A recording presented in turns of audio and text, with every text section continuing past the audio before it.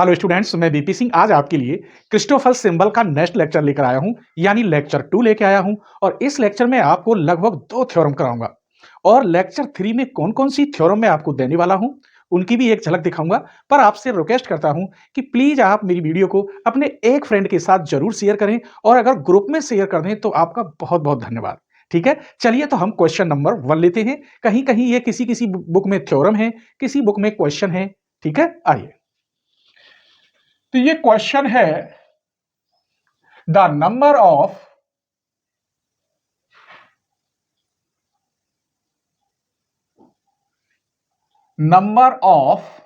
Independent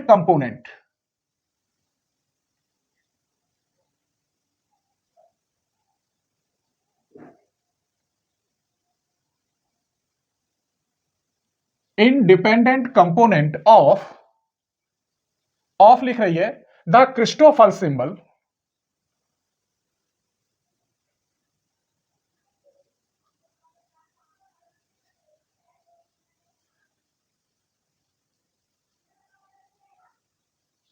are N square plus 1/2, यहां लिखे देता हूं 2। ये प्रूफ करना है। अब आपको क्रिस्टोफर सिंबल के तो होते नहीं है कंपोनेंट्स, लेकिन फंडामेंटल टेंसर के कंपोनेंट होते हैं और फंडामेंटल टेंसर को हम क्रिस्टोफर सिंबल में लिख सकते हैं, या क्रिस्टोफर सिंबल सभी क्या होते हैं, फंडामेंटल टेंसर में यूज होते हैं। तो हमें अब ये देखना है कि टेंसर फंडामेंटल अगर मैं कोई सेकंड ऑर्डर में लेता हूं, जैसे जी आई जे लूं, तो वो सिमेट्रिकल टेंसर है और सेकंड ऑर्डर का है, तो उसके जो इंडिपेंडेंट कंपोनेंट है मेरे बच्चों, वो एन प्लस 1/2 होता है। यहां लाना है मुझे एन स्क्वायर बाई 2। अगर उसका मैं एक बार पार्शियल डेरिवेटिव कर दूं, डेल जी आई जे अपॉन डेल एक्स के कर दूं, तो जब एक बार पार्शियल हो जाएगा के अकॉर्डिंग, ऊपर आई जे है तो 2 हो गए, तो इसमें एक इंडिपेंडेंट कंपोनेंट की मल्टीप्लाई और हो जाती है।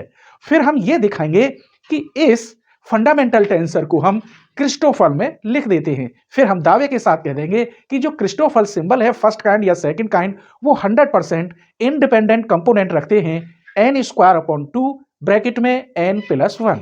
आइए, ये सारी बातें मुझे लिखनी होंगी और इंपॉर्टेंट है एमसीक्यू के लिए भी और कंपटीशन के लिए और एग्जाम में तो आएगा ही आएगा। आइए, सॉल्यूशन।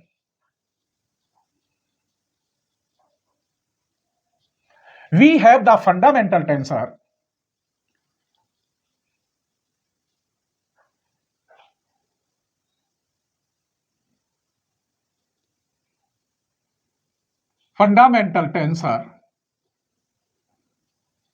जी आई जे। ये कैसा है, सिमेट्रिक टेंसर और सेकंड ऑर्डर का तो है ही है, और ये सिमेट्रिक भी होता है। सिमेट्रिक टेंसर कितने ऑर्डर का है, सेकंड ऑर्डर का।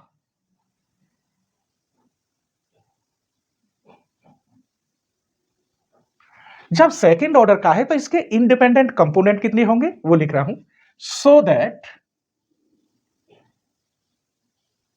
जी आई J has N plus 1/2 independent component.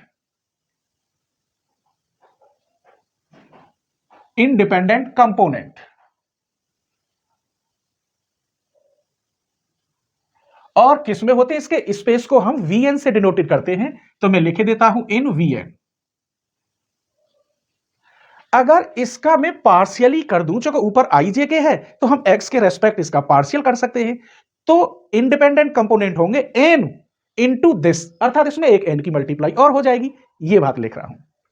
Therefore अगर इसका मैं पार्शियल कर दूं डेल जी आई जे अपॉन डेल एक्स के, तब हैज ये जो कंपोनेंट रखेगा एन इंटू एन प्लस 1/2, तो मैं 2 यहां लिखे देता हूं। और ये भी कैसे होंगे साहब, इंडिपेंडेंट, क्योंकि क्वेश्चन में उसने इंडिपेंडेंट लिखा है। Dependent components in VN.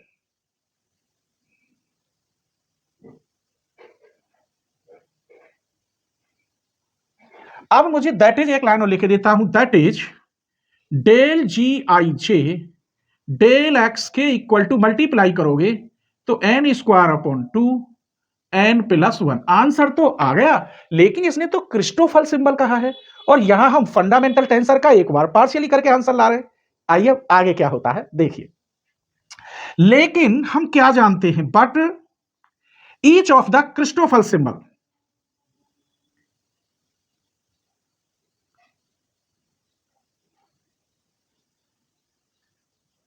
Christoffel symbol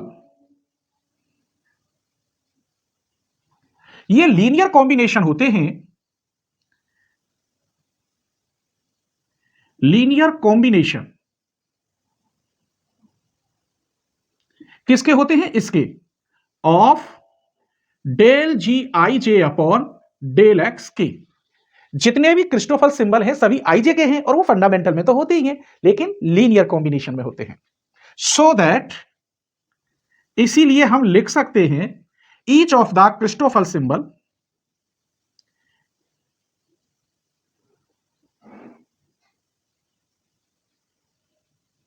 Christoffel symbols क्या होते हैं, एक तो ये आई जे और यहां के डिस्टेंस होती है, आई जे और के बीच की डिस्टेंस को डिफाइन करता है, थोड़ा कॉमा देके लिखते हैं। एंड सेकंड काइंड में के ऊपर होता है और आई जे नीचे होता है। ये दोनों क्रिस्टोफल सिंबल में ही होंगे। ये भी विल बी, ये रखेंगे N square upon 2 N plus 1, क्योंकि इसी के कॉम्बिनेशन है तो ये रखेंगे इंडिपेंडेंट कंपोनेंट्स इन वीएन। तो ये 4-5 लाइनें तभी तो एग्जामिनर नंबर देगा, नहीं में तो डायरेक्ट कह देता कि ऐसे होता है। लेकिन नंबर एक तरीका होता है क्वेश्चन को सॉल्व करने का। किसी किसी राइटर में ये कॉर्लरली है, किसी किसी बुक में ये जो है थ्योरम है, किसी किसी ने इसको क्वेश्चन का नाम दे दिया है, लेकिन इंपॉर्टेंट है ये यूज होगी क्वेश्चनों में। तो आप वहां पूछेंगे कि इसकी वैल्यू ये कैसे आई, ध्यान रखना। तो जो इसके इंडिपेंडेंट कंपोनेंट होते हैं आई जे के इन दोनों के क्या होते हैं, ये होते हैं। क्लियर। आइए सेकंड थ्योरम देखते हैं, मस्त थ्योरम है। पहले हम लिखेंगे, समझेंगे, फिर आपको बताएंगे। आइए थ्योरम देखते हैं, इसमें theorem number 2। To prove that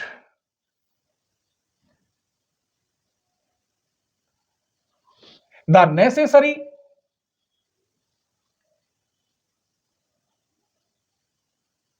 and sufficient condition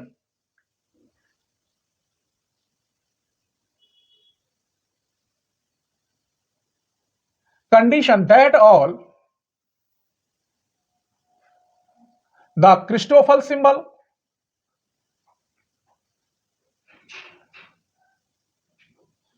symbols कैसे हैं, वेनिस हैं।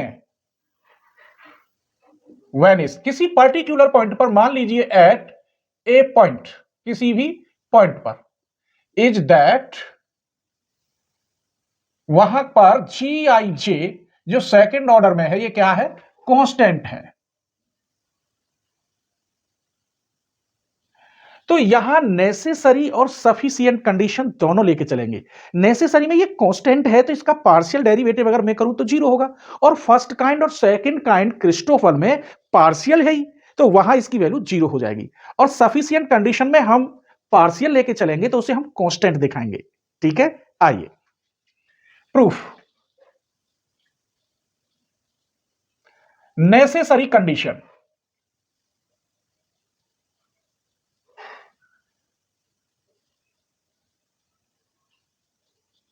नेसेसरी कंडीशन में हम क्या जानते हैं, जब ये कांस्टेंट है, हमने कहा जब दे रखा है, मान लीजिए let G I J be constant,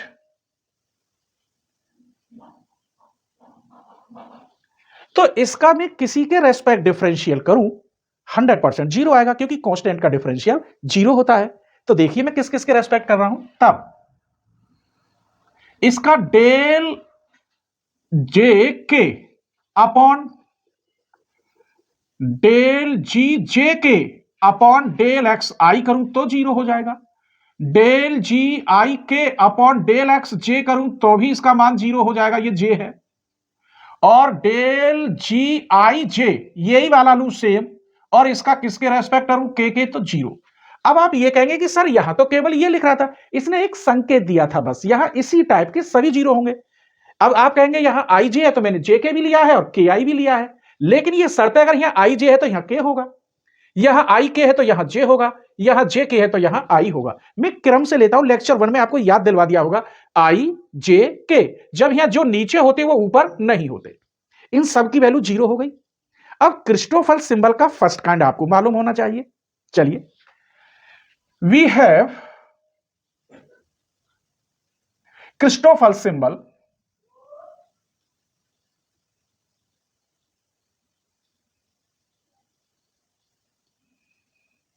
of the first kind। ये क्या होता है, 1/2 डेल जी जे के अपॉन डेल एक्स आई प्लस डेल जी आई के अपॉन डेल एक्स जे, ये माइनस आता है डेल जी आई जे अपॉन डेल एक्स के। ये होता है, मैंने लिख के बताया है। याद करने का तरीका, आई जे और ये के वाला किसमें आता है, माइनस में, क्योंकि ये ऐसे लिखा होता है, आई जे एक साथ और के अलग वाला है, के और आई जे के बीच की कुछ डिस्टेंस है यहां, ठीक है। अब आप अगर वैल्यू रखेंगे 1/2, इसकी जगह पर 0, ये भी 0 हो जाएगा, ये भी 0, इसका मतलब ये क्या आ गया, 0। और इसको हम किससे डिनोटेड करते हैं, ब्रैकेट के अंदर आई जे और के, ये हमारा 0 आ गया। अभी हमें सेकंड काइंड और लेना है, अगेन क्रिस्टोफल सिंबल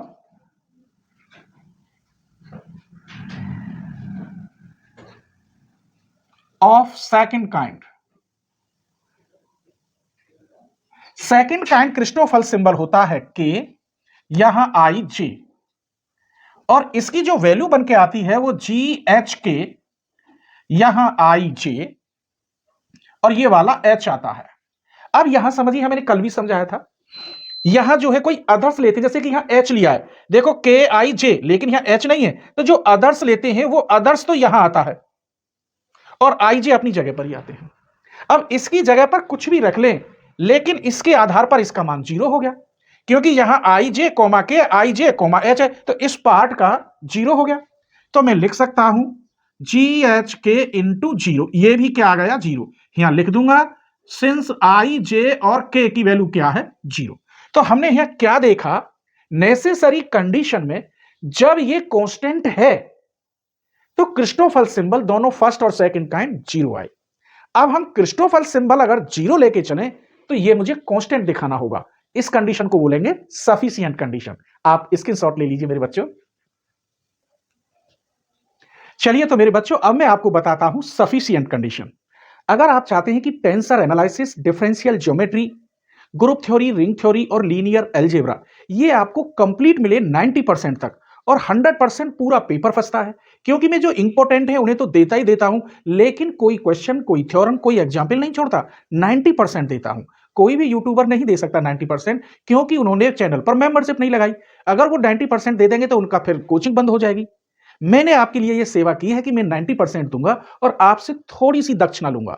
सिर्फ इतनी दक्षिणा लेता हूं मैं कि चारों बुकों की फीस इतनी है कि जितनी बुक सेलर के यहां से केवल एक टेंसर एनालिसिस की बुक खरीदोगे, मात्र इतनी फीस में चारों बुक कराता हूं आपको। तो इतना तो कम से कम मेरा बनना चाहिए कि मैं आपके लिए इतनी मेहनत करता हूं तो मुझे थोड़ी सी दक्षिणा मिल जाए। हालांकि मैं मेंबरशिप केवल 50% वीडियो पर ही लगाता हूं, 50% वीडियो तो मैं आपको देता ही हूं, जितने भी यूट्यूबर हैं उनसे ज्यादा तो मैं आपको देता ही हूं। समझ गए? तो आप चैनल की मेंबरशिप लें, फुल कोर्स बीएससी एमएससी वाला लेवल लें, उसी से सारी वीडियो ओपन होती हैं। आप ज्वाइन पर क्लिक करेंगे और वहां लेवल आ जाएंगे, तो फुल कोर्स बीएससी एमएससी वाला ही लेवल लें। उसके लिए आपसे जो चैनल है आपका, जो यूट्यूब है, उसका पासवर्ड मांगेगा, जीमेल आईडी का। अगर आपको पासवर्ड पता है तो आप मेंबरशिप ले सकते हैं, पासवर्ड नहीं पता तो नहीं ले पाएंगे। इसीलिए 2 मिनट में दूसरी जीमेल आईडी बना लीजिए और दूसरी जीमेल आईडी से आप लॉग इन करके और वहां आप पेमेंट कर दीजिए, और दूसरी जो जीमेल आईडी बनाएंगे उसमें आपका यूट्यूब चैनल चल जाएगा। सिर्फ 2 मिनट में आप जीमेल आईडी बना सकते हैं, ये तो आप अच्छी तरह जानते होंगे। ठीक है, आइए तो अब हम बताते हैं आपको सफिशिएंट कंडीशन, फिर इसके बाद आपको लेक्चर 3 में क्या क्या लेके आ रहे हैं, टॉप मोस्ट थ्योरम, उसकी एक झलक दिखाएंगे। आइए, तो sufficient condition,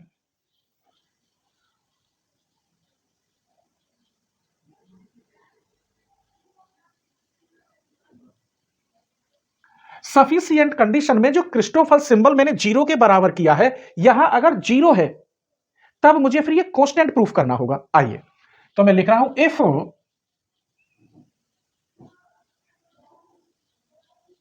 Christoffel symbol Venice, zero की जगह पर वेनिस लिखे देता हूं, किस पर, किसी एक पॉइंट पर, एट ए पॉइंट, जैसा कि क्वेश्चन में लिखा हुआ ऐसा ही लिख दिया है।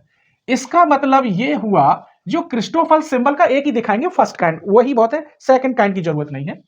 तो वो होता क्या है, ये मैं लिख रहा हूं, डेल जी जे के अपॉन डेल एक्स आई प्लस डेल जी आई के अपॉन डेल एक्स जे माइनस डेल जी आई जे अपॉन डेल एक्स के। और ये किसके बराबर होगा, वेनिस है तो जीरो के बराबर। आपको पता है ये सभी इंडिपेंडेंट हैं कोऑर्डिनेट ऑफ एक्स आई के लिए। आई बराबर 1 2 3 4 अलग अलग हैं, ये डिपेंडेंट नहीं है। इसका मतलब ये भी जीरो के बराबर है, ये भी जीरो के बराबर है और ये भी जीरो के बराबर है। 2 तो जीरो में चला ही जाता, फिर ये तीनों अलग अलग जीरो के बराबर हैं। किसमें, कोऑर्डिनेट जो एक्स आई है उसके लिए सभी इंडिपेंडेंट हैं और ऑर्डर में, किसमें, ऑर्डर में। आइए, तो मैं लिख रहा हूं चूंकि द कोऑर्डिनेट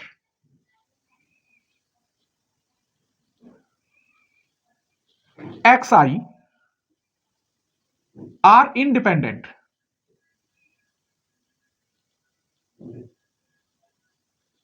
इन ऑर्डर, इसका मतलब ये होल्ड करेगी, इंडिपेंडेंट है। तब मैं लिख सकता हूं डेल जी जे के upon del x I equal to zero, del जी जे के अपॉन आई है यहां पर ऊपर आई और यहां del X J equal zero, del G I J upon del X K equal to zero. अब इसको ही ले लीजिए, डेल जी जे के upon del x I equal to zero. इसका मैं इंटीग्रल करूं क्योंकि यहां पार्शियल डेरिवेटिव हो रहा है, अब मैं इंटीग्रेशन करूं विद रेस्पेक्ट टू एक्स आई, तो क्या बचेगा इधर, डेल जी आई जे के, और इंटीग्रेशन करने पर इधर क्या आ जाता है, कांस्टेंट। क्लियर हो गया। इसी प्रकार ये भी कांस्टेंट, डेल जी आई के भी कांस्टेंट और डेल जी आई जे अपॉन डेल एक्स के भी कांस्टेंट। यही हमको प्रूफ करना था। आइए, तो अब मैं आपको जो लेक्चर 3 आएगा उसमें टॉप मोस्ट थ्योरम 2 दूंगा, वो कौन कौन सी होंगी, और पेपर में एक आएगी, ठीक है, स्क्रीनशॉट ले लीजिए। तो लेक्चर 3 में हम आपको टॉप मोस्ट 2 थ्योरम दे रहे हैं और एक पेपर में आएगी दावे के साथ। फर्स्ट थ्योरम में आई जे के थोड़ी दूरी पर है, ये प्रूफ करना है। इनको थोड़ा सा यहां से चेंज कर दिया जाए, ये सेम है और ये चेंज करें और दोनों को ऐड करें तो उसका आंसर ये आता है, या इसे हम ऐसे भी लिख सकते हैं, डेल जे जी आई के। दूसरी थ्योरम ये वाली लिख रही है, डेल जे जी आई के इक्वल टू डेल, इसे ऐसे भी लिख सकते हैं और ये प्रूफ करना होगा। ठीक है, तो मैं इससे इसको भी प्रूफ करूंगा और इसको, तो ये लेक्चर 3 में लेके आएंगे दोनों थ्योरम। स्क्रीनशॉट ले लीजिए।